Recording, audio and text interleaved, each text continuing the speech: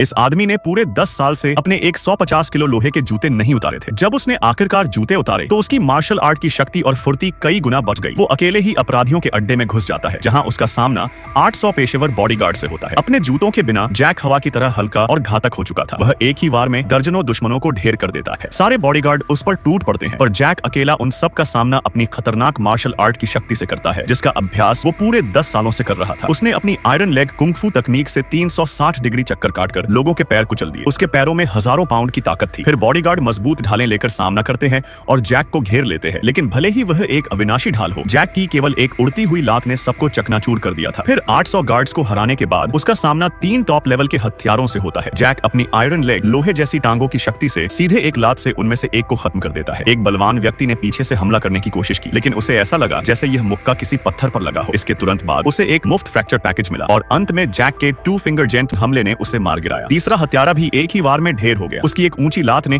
उसे हवा में ही मार दिया। फिर उसने अपनी गर्लफ्रेंड और उसके पिता को ढूंढ लिया। तभी इन सब के पीछे का असली मास्टरमाइंड सामने आता है। गर्लफ्रेंड के पिता ने उसके अपराधों के सबूत पुलिस को सौंप दिए थे, इसलिए वह मास्टरमाइंड इस पिता और बेटी को धीरे धीरे प्रताड़ित करना चाहता था। उसके पास एक गोल्ड मेडल हत्यारा था, जो असल में जैक का गुरु भाई है। उन्होंने बचपन से ही आयरन लेग स्कूल में मार्शल आर्ट सीखा था, लेकिन यह तकनीक केवल एक ही व्यक्ति को सिखाया जाता है। मास्टर का मानना था कि जैक एक मार्शल आर्ट जीनियस है, इसलिए उन्होंने उसे यह हुनर सिखाया। जब सीनियर को यह पता चला तो उसने गुप्त रूप से आयरन शू तकनीक चुराने की कोशिश की, जिसके कारण उसे स्कूल से निकाल दिया गया था। इससे नाराज होकर उसके भाई ने 10 साल तक आयरन फिस्ट लोहे के घूंसे की कला सीखी और एक मिश्र धातु का दस्ताना बनवाया, ताकि वह आयरन लेग का मुकाबला कर सके। अपने सीनियर के भारी मुक्कों का सामना करते हुए जैक ने तुरंत अपने आयरन लेग तकनीक का इस्तेमाल किया। एक ही लात में उसने 10 मीटर मोटी स्टील की प्लेट को तोड़ दिया। सीनियर का आयरन फिस्ट भी कोई कम नहीं था। अगर जैक साधारण व्यक्ति होता तो वह एक ही मुक्के में मर जाता। दोनों के बीच बराबरी का मुकाबला हुआ और 800 राउंड तक कोई विजेता नहीं निकला, लेकिन आखिर में जैक ने मौका पाकर अपने सीनियर की 3 पसलियां तोड़ दी और उसकी दाहिनी टांग को बेकार कर दिया। यह सोचकर कि वह उसी स्कूल का सीनियर है, जैक ने उसे नहीं मारा, लेकिन मास्टरमाइंड के आदमियों ने